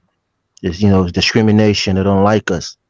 So if we're going to use that same, argument for us being in a foreign land and not being able to do certain things, and we look at it as inherently wrong or being racist against us, let's apply that same, uh, idea to other people. But quickly, let me just say this. The brother touched on something that I think I wanted to make the point before he even made that point. China, one of the things that the US is not. Why don't you see a lot of quote unquote white Americans flocking to Africa to do business on a industrial level? Because they don't want you to get the intellectual property yourself and be able to build your continent yourself. And that's what the previous talker just said. In China, what they traded for their cheap labor was the intellectual property. So Americans will say, "Oh, the Chinese are stealing our IP. Yeah, they're taking our intellectual property. They're doing it illegally. We're not giving it to them. They're taking the schemes and building their own cheap knockoff version." And they built upon it, and it made it better. And now they're competing with in terms of phones and other technology around the world. They're competing. So if we as Africans could be smart enough, for letting them come into our country, yeah, we're going to get exploited somehow. But if we're smart enough to ask for intellectual properties or even steal it and try to build from, use our engineers and software developers to build up some of these IPs and make our continent better, that's a win-win for both parties. That's what China did. So it's not wrong for them to be in Africa looking for business opportunities. Most of us we travel abroad looking for the same kind of opportunities as well. And nobody's stopping us. Nobody's saying don't let a black man or African come into the United States and start a business and become successful. Of course not. We will cry to high heavens if anybody try to stop us from competing in this country or any other European country. So why can't Chinese go in Africa and make money? They have the resources. So as Africans, we should learn from them, take the technology and build off it. Because in the long run, we're the one that's going to be on the continent. They're going to leave after they made their money, and we can become rich ourselves from learning from using what we learn from them. I just want to make that point quickly. I'll pass the mic. Let me say this real quick. Not long ago, this is going to be real quick. Real quick. Not long ago. Let me just make a small point.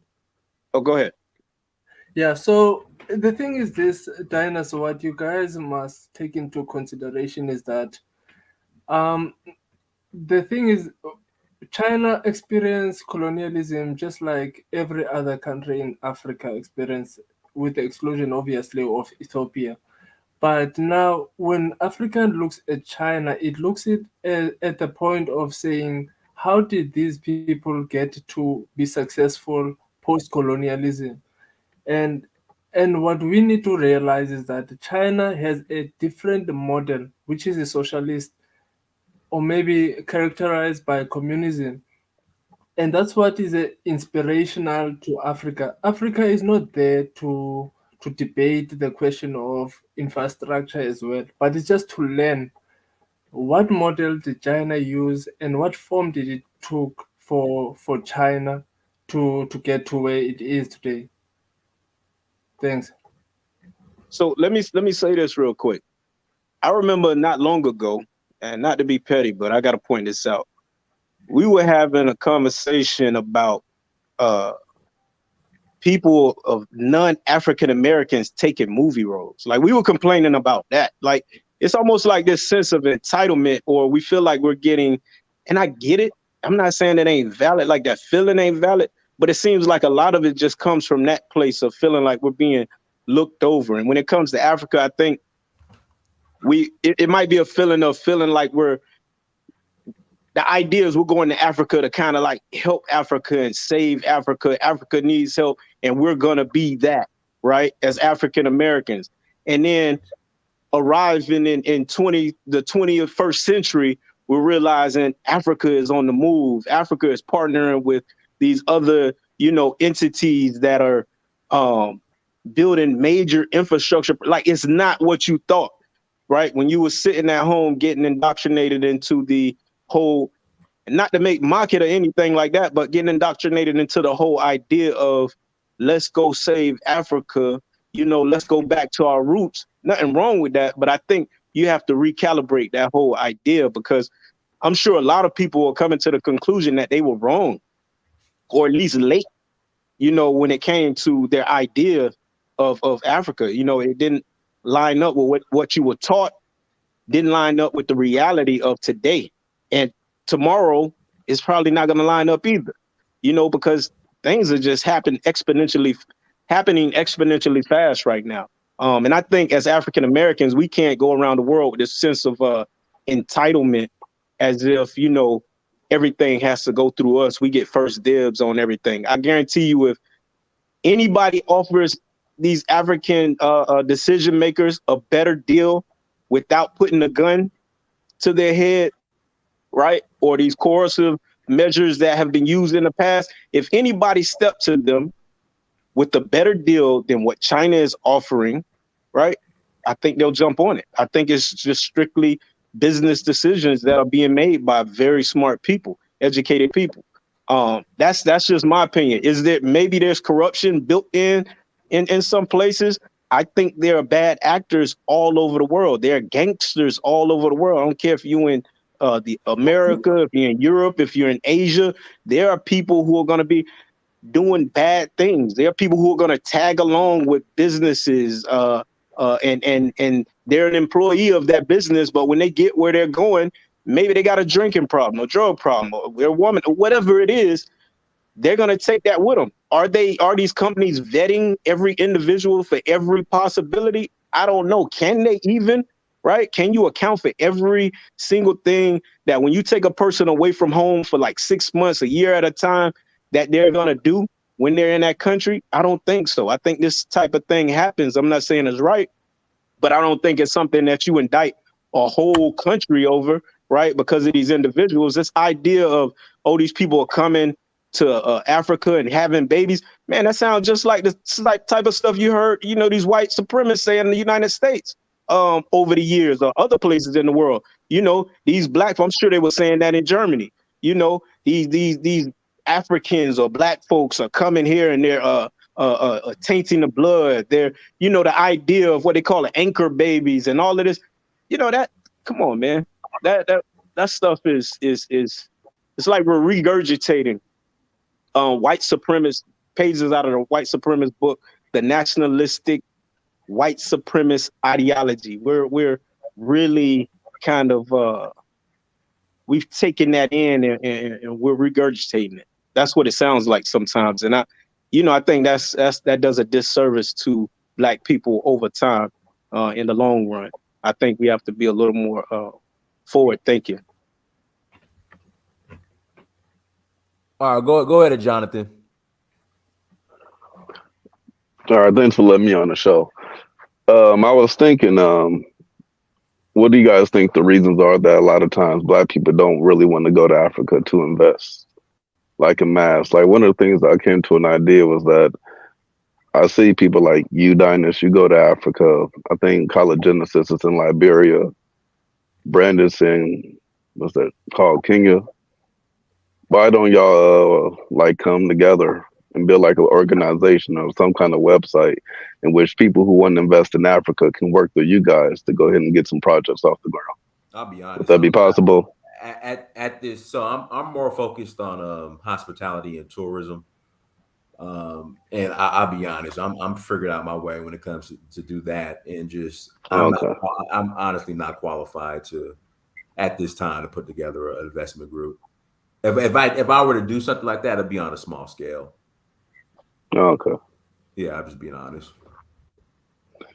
Yeah, because I think that might be the biggest issue that a lot of times a lot of us have. One, we don't really have a necessarily positive view of Africa, but we want one because we hear about all the scamming and crap that takes place.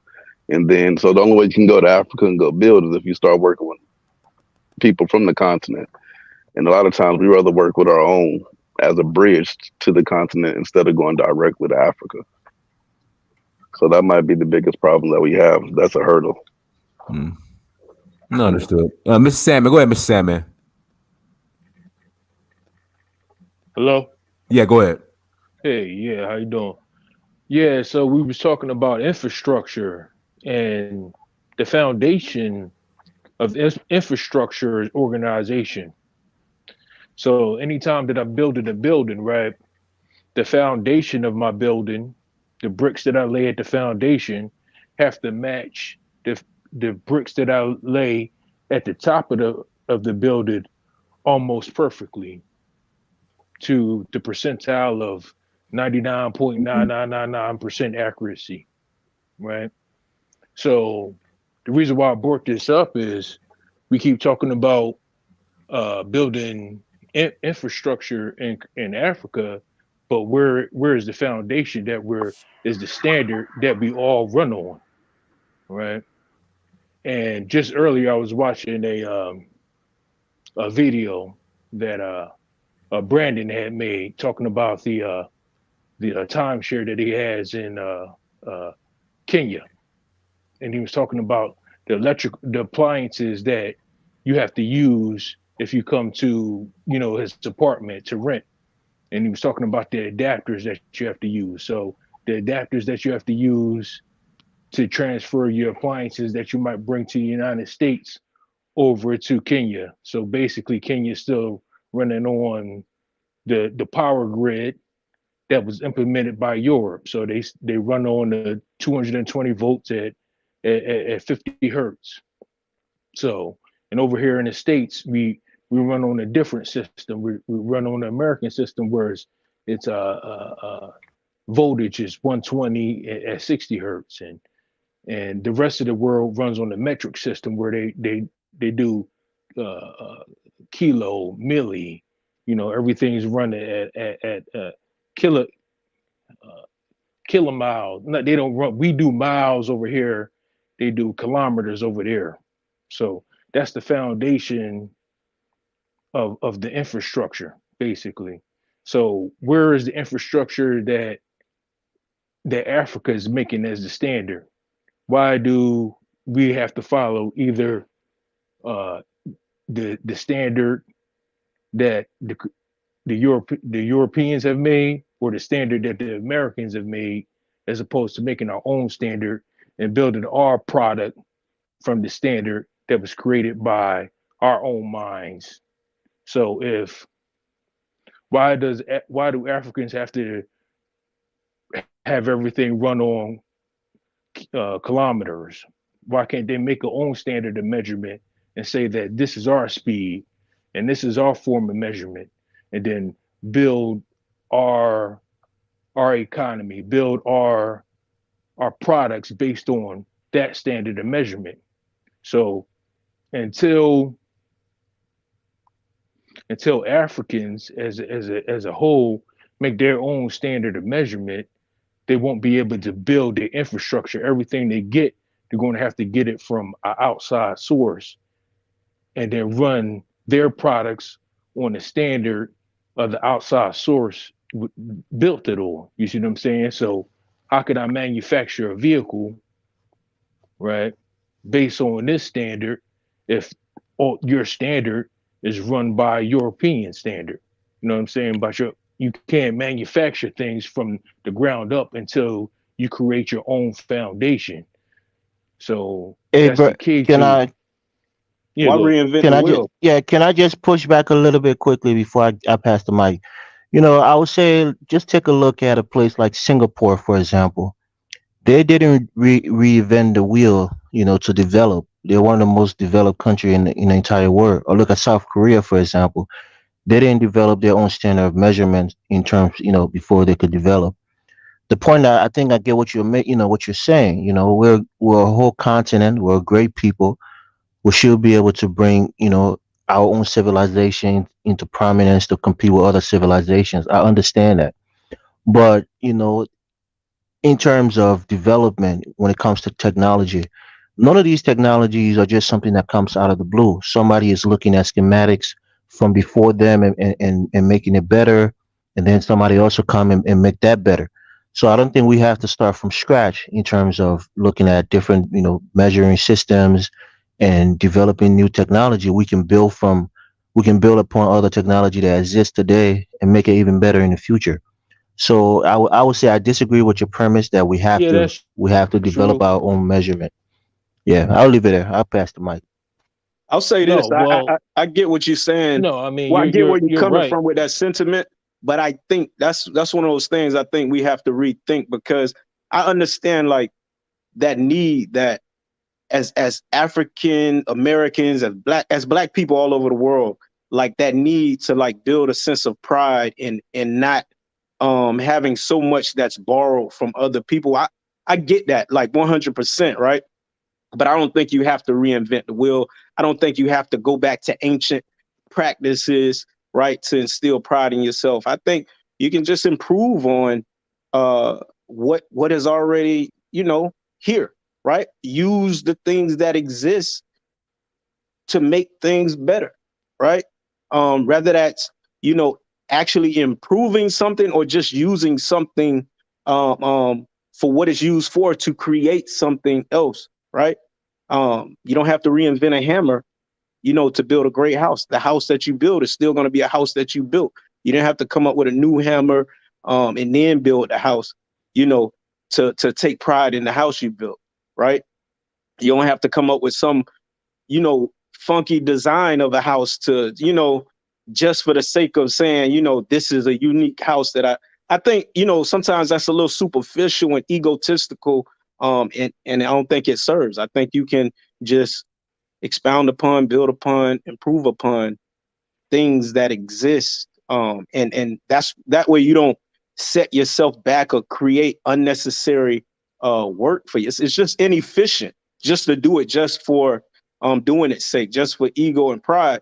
Now, if you're doing it because you realize there's a better way to do it, it makes sense, right? If you're reinventing something because what exists isn't the best, and there you figured out, or you're trying to figure out a better way, not just the African way, but an actual better way, I think that makes sense.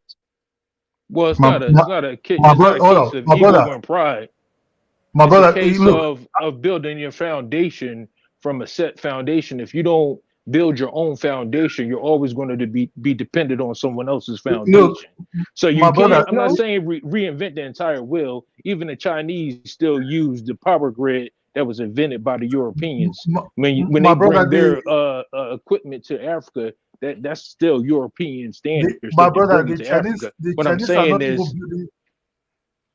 The Chinese are not what even I'm saying building is, nothing like that. Let's be honest. no, I know, I Chinese are know, not I really know. building nothing The like that. Chinese Most are African, are are most I basically don't know much using about the other African countries, European standards. but I don't know much about most African countries. But in Nigeria, we have contractors who are road builders. We have contractors who build the second Niger bridge. We have our own road, constructing people also. You can say maybe the Chinese might have some equipment by working on the wharf, this drilling the by the wharf area, or the Chinese might have a stronger type of machine that they can use to destroy stones. Some of these things, but not by really building anything real like that.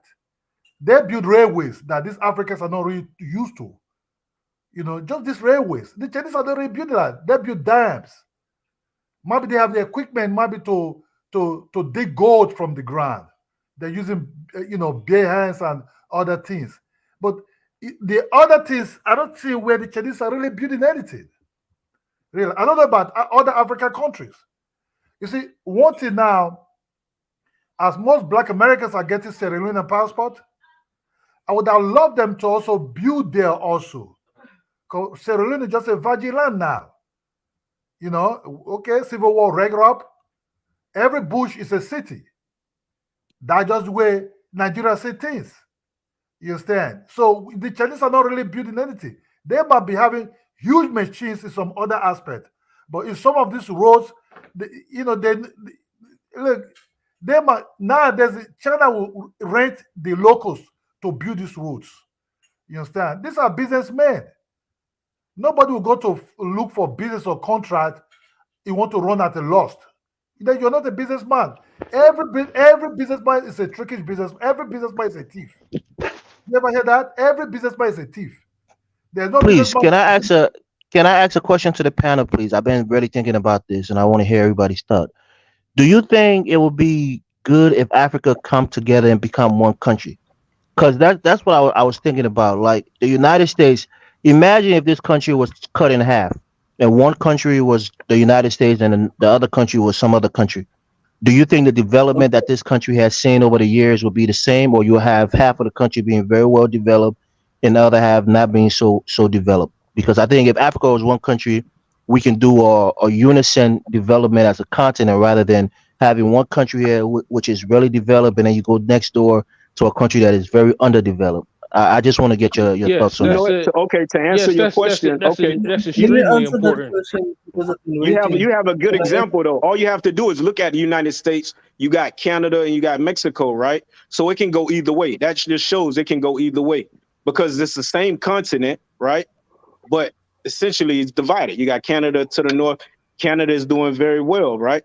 I mean, Mexico is coming along too, but of course, we hear about the ills of Mexico. It's not maybe as prosperous as the United States and Canada, but it just goes to show things could go either way. And I think it has a lot to do with how those neighboring countries actually partner with each other and the resources that they have to exchange. So I think Canada, of course, benefits from, the historical connections to the United States, race probably being one also, in trade and stuff like that. And then Mexico kind of like doesn't benefit as well because, I think there's a race element in it. I think there's the history of war that went on between, Mexico that set us. There's so many things that set the precedent for Mexico not being treated on equal footing with the United States. So if the United States actually divided like that, it would just depend on what those two divisions are comprised of, right? What each section is comprised of and how they view each other, how they trade with each other, what kind of resources they got. It can go either way. Mexico and Canada points shows that. What do you mean by it's develop? extremely important for on the sub-Saharan perspective of African. others, Africa should be united. I would just contribute by saying that the only model that is viable or maybe progressive is the one that the European Union is actually using. Instead of Africa having a single country, where obviously the power will always lie with the Western Africa because they are the majority and they will outvote the entire Africa because that's where the concentration of the population is. But I think that it's necessary to have like these individual countries remain sovereign and having their own relative autonomy. But a body like the EU would be necessary to facilitate trade outside of Africa. And I think that that could be a viable solution instead of a united Africa because clearly the president will always come from West Africa because they've got the numbers and they will outvote us anyhow. Thank you. So, brother, just to ask you a question. So, do you think then the development of the entire continent would be left with those individual sovereign countries, or do you think it would be as a collective, as as Africa, as a continent, to develop other countries, whether you're from that country or not? I think if you had a strong political So party, a strong leadership, kind of like the CCP, right? Uh, you can manage, over 1 billion people effectively, right? If you got a strong, unified, central government that some people criticize, but hey, we see what's working in the world, right? Just over the last 50 years.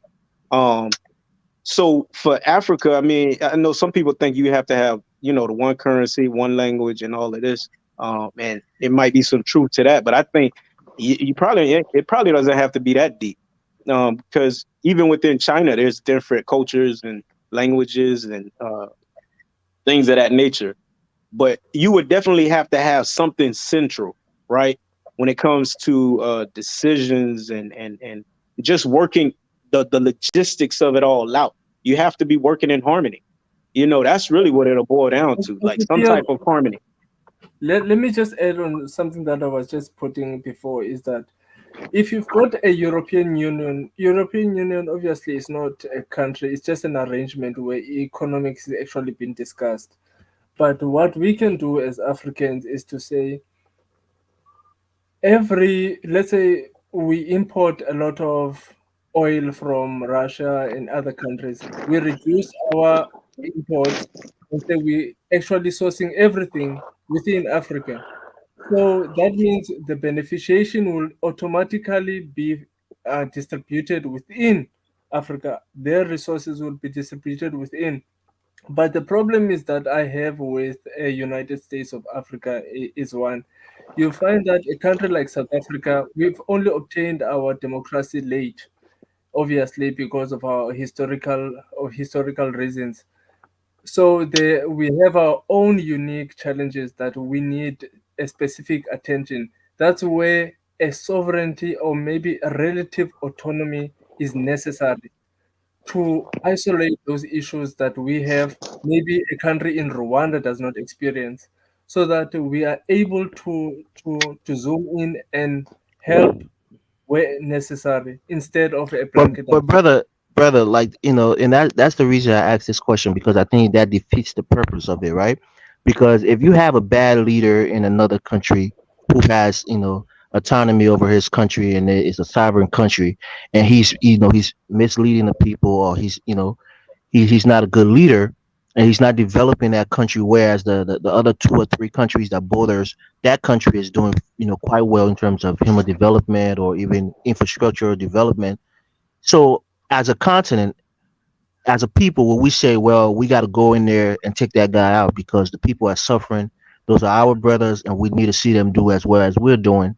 So that's where that whole conflict, and that's what's going on with the African Union right now, because it's like a non-intervention, organization, where when somebody is maltreating their people, they don't go in and intervene for the sake of other Africans to help those poor people out. So if you're just going to leave them, to their own devices, where your country is doing well, but you have a dictator who is in a country who's not, that's not doing well.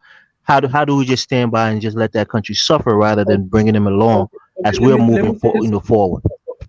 okay, let me just make an example. For what is wrong to you would be reversed in my view. For instance, we're having actually this debate in Africa of the bill that was passed in Uganda. The obviously it's the gay bill.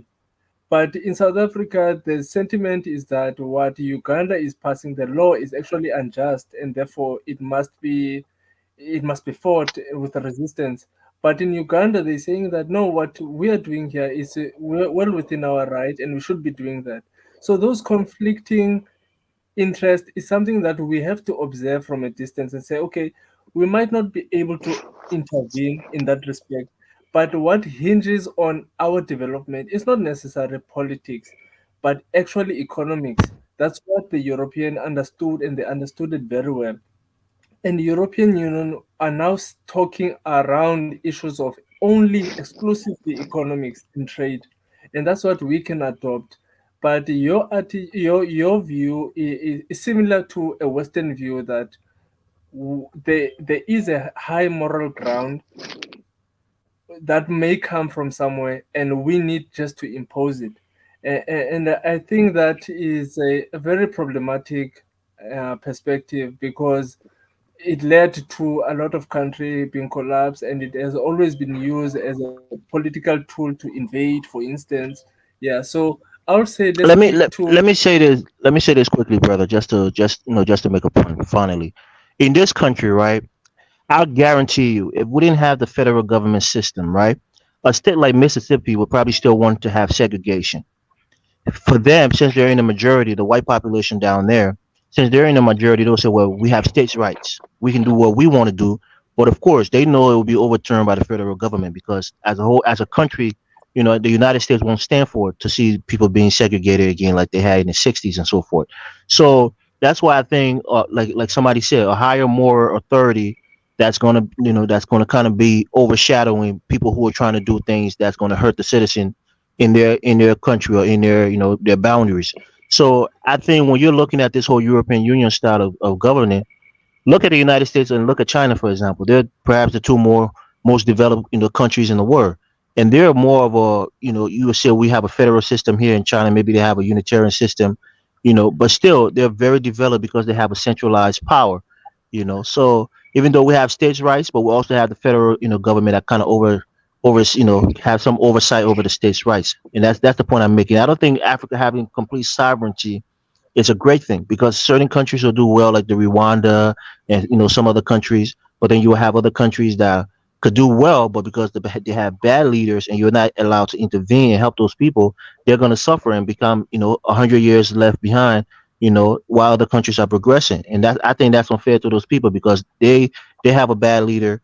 Nobody is there to help them. They have to suffer with that person, and nobody else is allowed to intervene.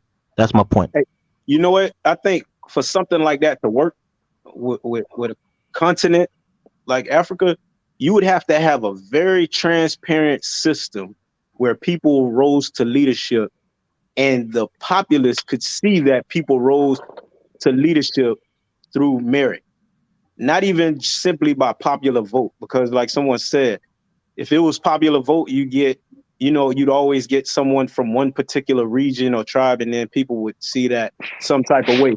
But I think just like in sports, if there was a way that people prove themselves and everybody could see, people would be indifferent to where you're from and more, they more celebrate the fact that you've actually proven yourself.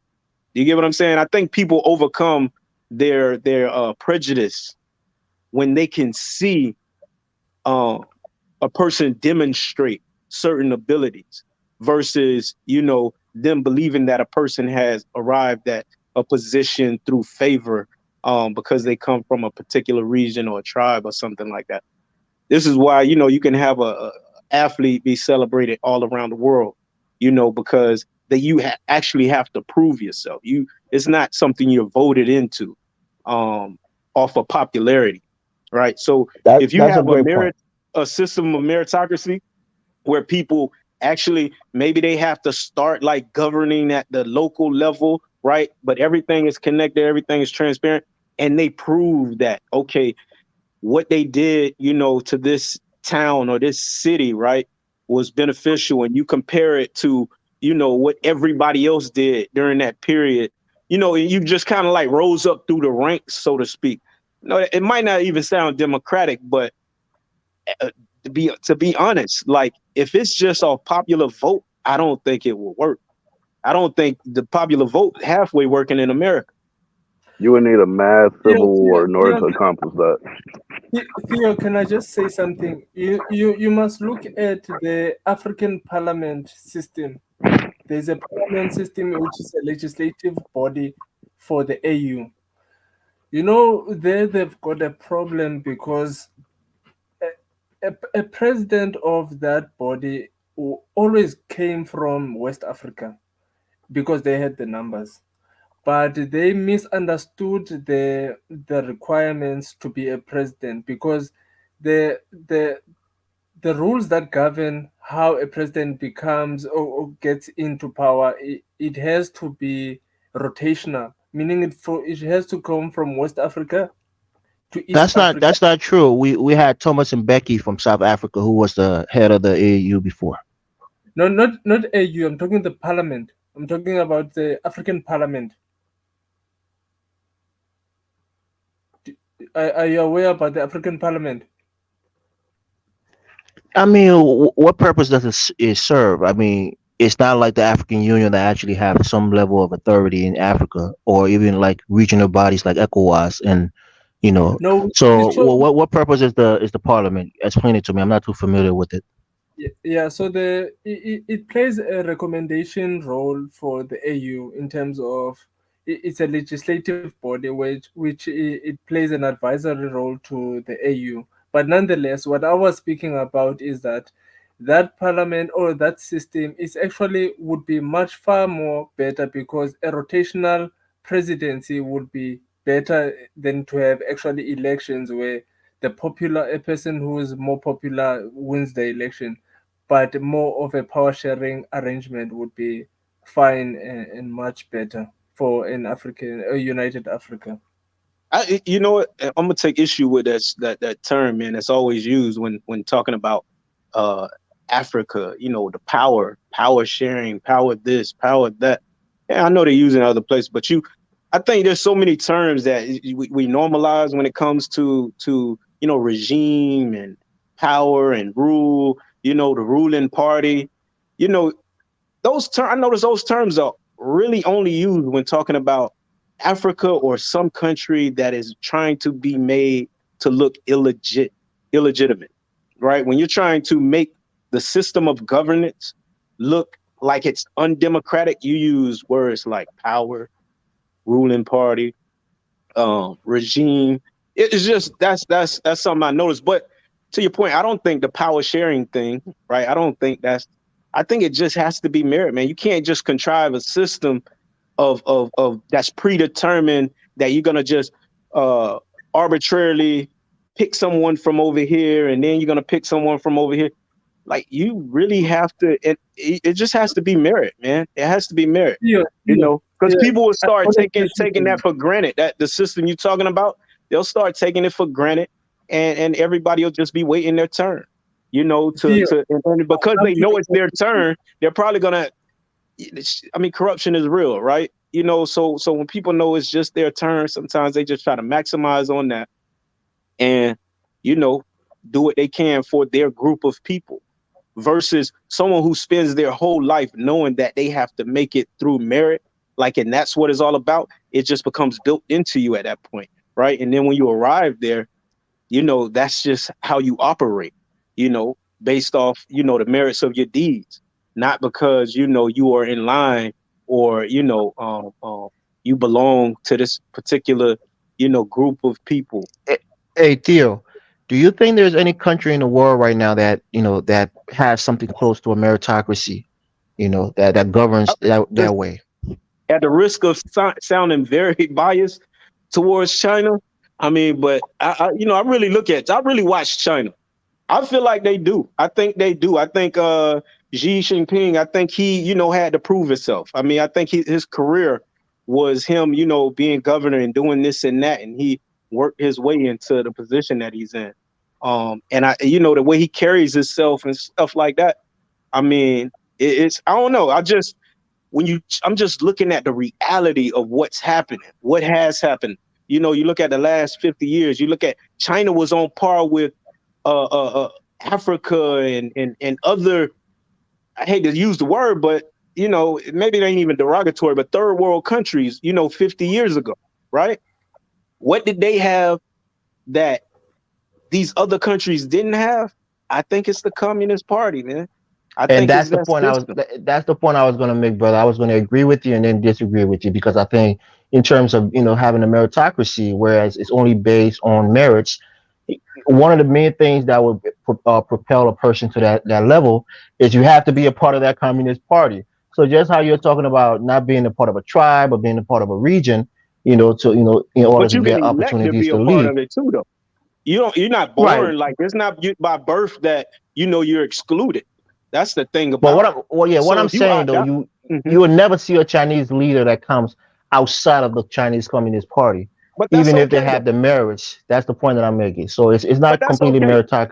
meritorious. I would say that. And you know what? Okay, To me personally, I Theo, can I don't just think say that's such a something? big deal. I don't think Theo, that's such a big deal. the thing is this: if you look at Africa, it has three regions, and you've got obviously the Southern Africa, you've got East Africa, and then you've got Africa and North Africa. You can even include them. So we've got four regions. But now the problem is this: Southern Africa contributes significantly more in the GDP when you look at it in terms of GDP of Africa. But it has a very small population. It's more industrialized. But now, if we've got a united Africa where everyone has to elect a president, and then obviously the West Africa will that candidate who comes from West Africa is likely to be more voted for because the population there is there. And then the most industrialized economy who contribute significantly will actually be surrendering their economy to West Africa. Bro, I don't want to be abrasive, but I dislike when people say that. And I'm going to say something here that might hurt your feeling because I think you're from South Africa.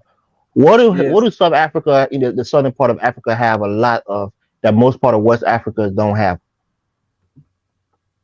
A Population. lot of white people, a lot of white people. I was about to say So white capital. when you're white capital, exactly. So when you're trying to say industrialized, you're trying to say like they're more developed, they're more advanced than other parts of Africa, but you forget the fact that most of Southern Africa has been ruled for many years by whites, and they developed the infrastructure. They developed places like South Africa, Zimbabwe, and other places like that. So don't use that word to try to demean the western part of No, no, Africa as though we're no, not no, industrialized and southern Africa is. But what I'm saying is a matter of fact that we can say that it's because of the colonialist, it's fine. But the reality of the situation is that we're sticking with that fact now. Big Africa, Southern Africa is more industrialized. I'm not saying it to speak down on West Africa, but I'm just trying to demonstrate what's in it for these regions because Southern Africa as well, they've got a voice to contribute. But now, if that voice will be suppressed because we don't have the numbers, then obviously we will feel left out. And Yeah, I that's mean only my point. the numbers, right? The numbers, because we don't have the numbers, and you mean votes, right? Yeah. That's what it boiled down to. That's the game, but I don't think it works, man. I don't think that game works. The numbers. I mean, and I don't know if it's just not being practiced, right? But it's that's what everyone is bought into, and nothing against. It's not that I don't think democracy works. It's that I don't think the procedure of democracy, which so many people tend to focus on, actually achieves the outcome of democracy, which so many people can benefit from, right?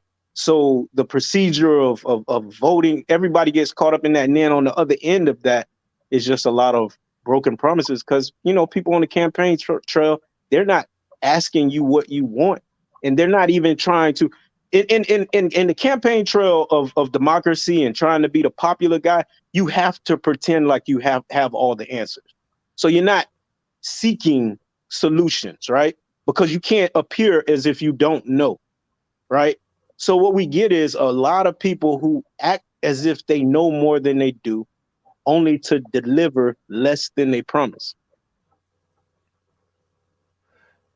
Yeah, so I mean, if you even look at the elections in Nigeria, they're actually having the similar problem of they're complaining that the president is coming from the north always, so of which now it's leading to a situation where in Nigeria that there are so many states who want to break away from Nigeria, and I think that that would be a similar situation that would happen in Africa if we have a United States of Africa. That's why I was saying that A model that would work is a model that would have to recognize that the need for rotational power sharing or else proportional sharing of And power.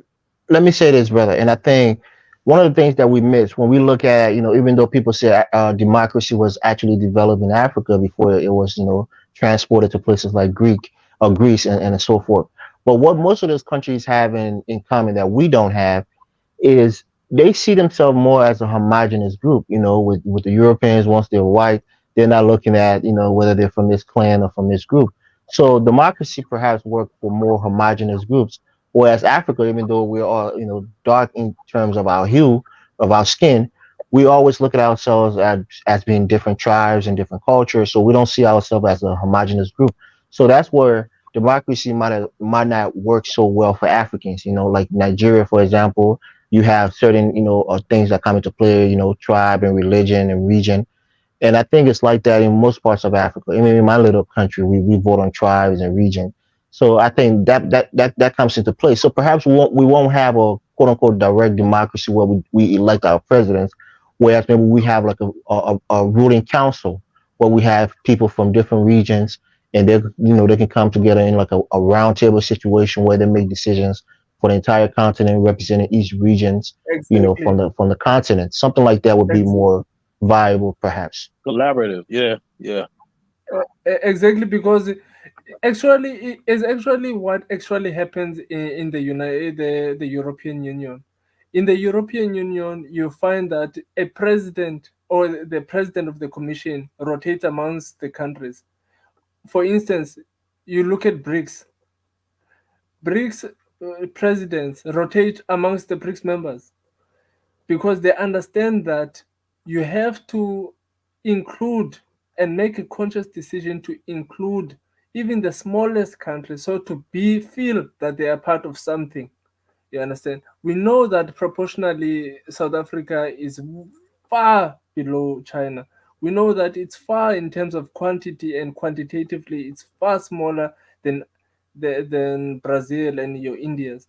But they understand the the strategic importance of Africa, because obviously they've saw that, and this is what we need to impart as well in Africa. Let's take in a country like Malawi, which no one would have considered, but the idea that there might have been a president at some point from Malawi that could actually give the people a buy-in to a future of a one state, a one Africa, or a collaboration in Africa. That's all what I'm saying.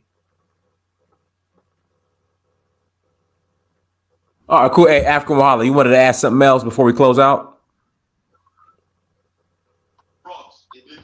Hey man, honestly, I don't really have anything to say, but I enjoyed the conversation. So many people dropped knowledge.